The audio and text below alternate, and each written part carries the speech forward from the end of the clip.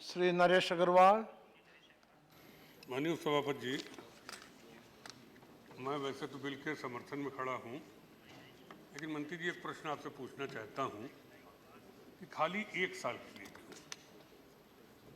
अगर इसे हम टर्न डाउन कर देंगे तो वो सुप्रीम कोर्ट की व्यवस्था लागू हो जाएगी, लेकिन 1 साल के बाद फिर भी आप इसको जो पास करा रहे हैं, 1 साल बाद वही व्यवस्था तो फिर लागू होगी जो सर्वोच्च न्यायालय का आदेश है।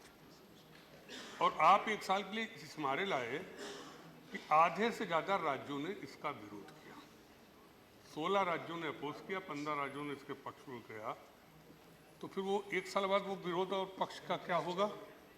क्योंकि राज्यों को आशंका है कि नीट लागू होने के बाद राज्य इसके खिलाफ नहीं थे, लेकिन बहुत से राज्यों को इस बात का विरोध हुआ कि उनकी क्षेत्रीय भाषा में से पढ़े लोग जो हैं क्या नीट टेस्ट क्वालिफाई कर पाएंगे, आरक्षण हमारा रहेगा कि नहीं रहेगा। स्टेट की जो थ्योरी है मेडिकल के लिए वो होगी कि नहीं होगी। और मैं तो आपसे कहूँगा, आपने प्राइवेट मेडिकल कॉलेज को छोड़ दिए। आपको अगर नीट में बिल लाना था तो बिल में सभी क्यों लिया, आपके सिर्फ सरकारी क्यों लाए? आप private university, private medical college, इन सबको भी ले आते। नीट को नया नहीं है। हमें याद है 2009 में केतन देसाई उसमें MCI के चेयरमैन थे, तब नीट रिकमेंड किया गया था। उस समय सरकार उसको रोके रही, उनके यहाँ रेड वगैरह हुई, बाद में परमिशन दे दी। प्रचार प्रसार भी हुआ, बहुत सोना चांदी निकला, लेकिन निकला नहीं। CBI ने बाद में क्लोजर रिपोर्ट लगा दी। और मिसमारे बदले के बाबनस कह रहे हैं कि नर्सिंग काउंसिल पर भी रेड हुई थी, लेकिन नर्सिंग काउंसिल को मुकदमा चलाने की सैंक्शन नहीं दी गई उस समय, और MCI को दे दी गई, डिसॉल्व हुआ। अभी ये बड़ी प्रचार है कि नीति आयोग एक रिपोर्ट दे रहा है जिसमें वो कहता है MCI को 4 हिस्से में बांट दीजिए, एक UG देखे, एक PG देखे, एक एडमिशन देखे और एक एथिक देखे। तो एक मेडिकल कॉलेज UG का एक अच्छा, PG का एक खराब, एथिक कह देगा इसको बैन कर दो। तो ये एक्सपेरिमेंट तो पहले भी हो चुका है। कांग्रेस सरकार में MCI जब भंग करी गई थी 3 चेयरमैन बनाए गए थे, लेकिन क्यों वो एक्सपेरिमेंट फेल हुआ, फिर आपको MCI गठित करनी पड़ी। और मैं आपसे कहता हूं, MCI पे आप क्यों दोष देते हैं? MCI एक्ट में सारी पावर सरकार को, अब सरकार उसको लागू करे या ना लागू करे। आप MCI एक्ट देख लीजिए, MCI के गठन से लेकर मेडिकल कॉलेज की मान्यता वापस लेना, PG कमेटी बनाना, PG कमेटी में 6 आप नॉमिनेट करेंगे, 3 इलेक्शन के माध्यम से आएंगे। PG कमेटी पूरी आपके हाथ में है। आज PG की सीटें रिकमेंड नहीं हो रही हैं। हम निजी क्षेत्र के भी प्रकाश झा बोल रहे थे, सब लोग निजी मेडिकल कॉलेज के दोषी बना देते हैं। आपकी MCI ने कितना, आज 20 लाख डॉक्टरों कमी है आपके पास। अगर निजी क्षेत्र के मेडिकल कॉलेज ना होते तो शायद आपके पास डॉक्टर भी नहीं होते। आज मेडिकल कॉलेज की जो संख्या है वो संख्या है 412 में 224 प्राइवेट है, 188 सरकारी है। तो आप प्रकाश झा कह रहे थे सर प्राइवेट मेडिकल कॉलेज ये हो रहे हैं, वो तो ऐसे बोल रहे जैसे मंत्री जी बोल रहे हो। लेकिन एक प्राइवेट मेडिकल कॉलेज कितना रुपया इन्वेस्ट करती है? सरकारी में तो आप सब सरकार से दे देते हैं सारी सब्सिडी, लेकिन निजी क्षेत्र के मेडिकल कॉलेज कितना रुपया खर्च करते हैं? आपने अधिकार क्या दिए उनको? फीस तक वो अपनी फिक्स नहीं कर सकते, आपने फीस कमेटी बना दी।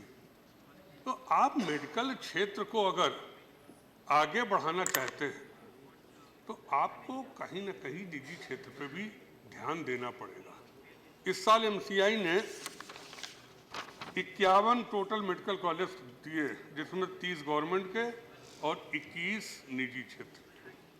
हम तो कहते हैं कि आप निजी क्षेत्र के पूरे मेडिकल कॉलेज में जो लड़के पास हो आप एग्जिट एग्ज़ाम भी ले लीजिए, क्या बुराई है? कोई मना तो नहीं करता एग्जिट एग्ज़ाम के लिए। आप एग्जिट एग्ज़ाम कंपलसरी कर दीजिए। आपको जो ये आशंका है कि कहीं क्वालिटी खराब ना हो जाए, क्योंकि रशिया से, चाइना से जो पास करके आते हैं उनका तो MCI टेस्ट लेती है, तो आप ये टेस्ट यहाँ भी क्यों नहीं करते? राम गोपाल जी बैठे, इनकी कमेटी ने नीट को भी रिकमेंड किया था और इनकी कमेटी ने एग्जिट एग्ज़ाम को भी रिकमेंड किया।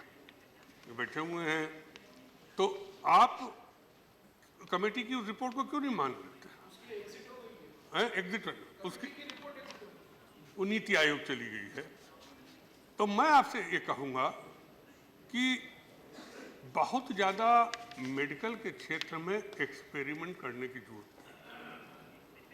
और मैं तो आपसे कहता हूँ कि उस समय जब कांग्रेस सरकार से एक प्रपोजल आया था कि ग्रामीण मेडिकल एजुकेशन और शहरी मेडिकल एजुकेशन में अंतर कर दिया जाए, रूरल मेडिकल एजुकेशन का 4 इयर्स का कोर्स कर दिया जाए, शहरी मेडिकल का 5 साल का कर दिया जाए, क्योंकि अभी भी जो डॉक्टर पास होते हैं वो ग्रामीण अंचल में नहीं जाते हैं, और ग्रामीण अंचल में मेडिकल का हाल बहुत खराब है। पीएससी, सीएससी या आपके प्राथमिक केंद्र हो, कोई डॉक्टर वहाँ जाना पसंद ही नहीं करता है। सीएमओस की तो कमाई का धंधा हो गया है एक तरीके से। तो आप अगर इसको या तो कंपलसरी करिए कि जो डॉक्टरी पास करेगा 5 साल तक वो गांव में सेवा करेगा, नहीं करेगा तो एमसीआई उसको सर्टिफिकेट नहीं देगी, या तो आप ये कर दीजिए, तब गांव में लोग सेवा करेंगे। नहीं तो सबसे ज़्यादा आबादी गांव की, ठीक है आप 2020 में कहते हैं 50% आबादी शहरी हो जाएगी, लेकिन अभी भी गांव की जो हालत है मेडिकल की, वो कोएक्स जो होते हैं उन्हें कुछ पता ही नहीं है, वही बेचारे गांव की पूरी मेडिकल चला रहे हैं। किस तरीके से गांव के लोग जिंदा हैं, किसी के इंजेक्शन लगा देते हैं, मालूम पड़ा इंजेक्शन लगाना हमने मालूम, फोड़ा बन गया, हाथ काटना पड़ रहा है। ये गांव में हमारे मेडिकल असिस्टेंट है, ये मेडिकल सहायता है। तो आप इस क्षेत्र को क्यों नहीं देखते हैं और इन सब बुराइयों को बोल्ड हो जाइए, क्या दिक्कत है? वो साउथ के रामदास, अंबुज रामदास जी से तो ठीक है वैसे ना बनिएगा, लेकिन मैं कहता हूँ उन्होंने समझा था कि मिनिस्टर होकर कैसे कंट्रोल किया जाता है, और उन्होंने ये जाना था कि कैसे medical council of medical education को आगे बढ़ाना चाहिए। हमने तो आपसे कई बार कहा कि एक बोल्ड स्टेप लीजिए, हम सब साथ हैं जो बिल्कुल, और मैं तो कहता हूँ इसको आप परमानेंट क्यों नहीं लगते? अब देश में सारे आदेश न्यायालयों के चलेंगे, तो सरकार के भी तो आदेश चलने दीजिए। एनजीएसी बना, एनजीसीए चला गया, हम चुप होकर बैठ गए। तो आप इसमें भी 1 साल बाद आप कह देंगे कि अब वही जो आदेश हुआ उसको लागू किया जाए, तो क्यों फिर राज्य सरकारों का जो विरोध है उसको आप कैसे पूरा करेंगे? या 1 साल के लिए आप क्यों ला रहे हैं? आप सिर्फ इसको बता दीजिए, एक्सप्लेन कर दीजिएगा कि वाई ओनली फॉर 1 ईयर, क्यों नहीं हम इसको एक एक्ट जो बिल बनाए उसको एक्ट ऑर्डिनेंस को एक एक्ट में परिवर्तित करके इसको हरदम के लिए लागू करते। तो राज्यों की भी अपेक्षा, बहुत से राज्य हैं जिन्होंने विरोध किया, साउथ के तो तमाम राज्यों ने इसका विरोध किया जैसा मुझे मालूम है। उन राज्यों ने तो कहा हम अपने यहाँ नहीं, तमिलनाडु तो अब भी कहता कि हम अपने यहाँ नहीं लागू होने देंगे। तमिलनाडु बिल्कुल, तमिलनाडु तो वहाँ के मुख्यमंत्री जी कहती है कि हम नीट को बिल्कुल पसंद नहीं करते, हम अपने स्टेट में आप लागू करेंगे तो भी हम नहीं लागू होने देंगे। ये और बहुत से राज्यों का स्टैंड बिल्कुल क्लियर इसी बात का है, क्योंकि जब यूनियन पब्लिक सर्विस कमीशन के एग्जाम की बात हो रही थी, हाउस में उठा था, तब भी ये बात हुई थी कि रीजनल लैंग्वेज का क्या हुआ। रीजनल नहीं बल्कि उनको नेशनल लैंग्वेज कहें, कि नेशनल लैंग्वेज का क्या होगा, और इस पर आपको विचार करना पड़ेगा। अगर आपने विचार नहीं किया तो मैं नहीं समझता हूँ कि जो आप रिजल्ट चाहते हैं, और मैं बिल्कुल इसके पक्ष में नहीं हूँ कि एमसीआई को आप विभाजित करें। एमसीआई को विभाजित करने से आपको कोई फ़ायदा नहीं होगा। आप कंट्रोल लीजिए। घोड़े को सवारी में जब घुड़सवार जो अच्छा होता है तो वो उसी हिसाब से चलता है। तो आप अगर अच्छे सवार हो जाएंगे तो एमसीआई से आप जो चाहेंगे करेंगे। आज पीजी की सीट कितनी कम है। आज कोई भी डॉक्टर एमबीबीएस के बाद बिना पीजी करे नहीं जाना चाहता, क्योंकि बिना जब तक वो पीजी ना कर ले तो उसकी वैल्यू नहीं रहती। लेकिन रेशियो क्या है, आप मंत्री जी इतने बता दीजिएगा कि कितनी पीजी की सीटें आपकी हैं और कितने प्रतिवर्ष डॉक्टर निकलते हैं और कितना रेशियो है। अगर पीजी सीट का आप रेशियो कुछ कम कर देंगे तो जो शिकायतें आती वो भी बंद हो जाएंगी और डॉक्टर पीजी करके तैयार हो जाएंगे। और आप तो बहुत से डॉक्टर यहाँ पढ़ाई करते हैं आपके सरकारी स्कूलों में, आपसे सब्सिडी लेते हैं और डॉक्टर बनने के बाद अमेरिका, इंग्लैंड तुरंत चले जाएंगे। क्यों नहीं आप कोई बंधन लगाते हैं कि जो पढ़ के निकलेगा उसे देश में इतने साल सेवा करनी पड़ेगी। हम खाली सब्सिडी या एजुकेशन इस मारे थोड़ी नहीं दे रहे हैं कि आप यहाँ पढ़ें और अमेरिका और लंदन में, अमेरिका में जितने भी विशेषज्ञ हैं, जितने भी अच्छे डॉक्टर हैं, सब हिंदुस्तान के। लंदन में चले जाइए, वहाँ की पूरी मेडिकल इंडियंस डॉक्टर्स के हाथ में है। तो सारा अगर इंडियन ही डॉक्टर सब ले रहे हैं तो आप उन पर कम से कम हिंदुस्तान में भी तो सेवा करने का अवसर दीजिए। इतना पैसा करके उन विशेषज्ञ के पास इलाज कराने जाएं, इससे वो हिंदुस्तान में इलाज करें तो इलाज अच्छा होगा और एक क्वालिटी भी मिलेगी और हम जो चाहते हैं वो मिलेगा। मैं समझता हूँ कि आप हमारी इन बातों पे जरूर विचार करेंगे। अभी माननीय सर्वोच्च न्यायालय ने एक कमेटी बना दी जो एमसीआई के ऊपर बैठेगी। 3 सदस्यों की कमेटी बनी। अब ये नहीं समझ में आ रहा कि वो कमेटी मेडिकल कॉलेज चलाएगी कि आपकी एमसीआई मेडिकल कॉलेज चलाएगी। कमेटी ने एक आदेश कर दिया एमसीआई को कि बिना हमसे पूछे कोई डिसीजन नहीं होगा, जो भी डिसीजन होगा उसको एक बार हमसे वेरीफाई करा लिया जाए। तो पैरेलल हो गई 2। अब मेडिकल कॉलेज वाला अगर जाना चाहे, कोई बात कहना चाहे तो किससे कहे? एमसीआई से कहे कि कमेटी से कहे? तो इसको भी आप स्पष्ट कर दीजिए कि क्या क्या किसके राइट है, क्या किसके अधिकार है, क्योंकि ऐसा ना हो समानांतर व्यवस्था चलने लगे, उससे एजुकेशन क्षेत्र को कहीं ना कहीं और नुकसान हो। हमारा सबका उद्देश्य है कि ये क्षेत्र आगे बढ़े।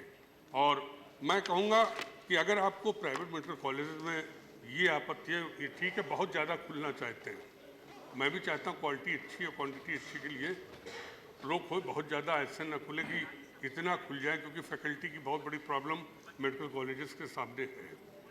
तो आप इन सब चीज़ों को, मैं तो कहूँगा इस पर बैठक बुला लीजिए, बैठक करके आप राय ले लीजिए, उसके बाद कोई लीडर ले लीजिए, तो आपको भी बहुत अच्छी राय मिल जाएगी।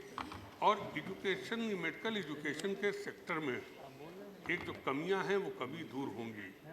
और हम सब जो हिंदुस्तान में चाहते हैं, जो 20 लाख डॉक्टरों की कमी है, उस कमी को भी पूरा कर सकेंगे। और हमें लगेगा कि आज़ादी के इतने वर्षों के बाद ग्रामीण अंचल का जो व्यक्ति जो चाहता है वो हम उसको दे सकें और हमने इस देश की सेवा कर सकी।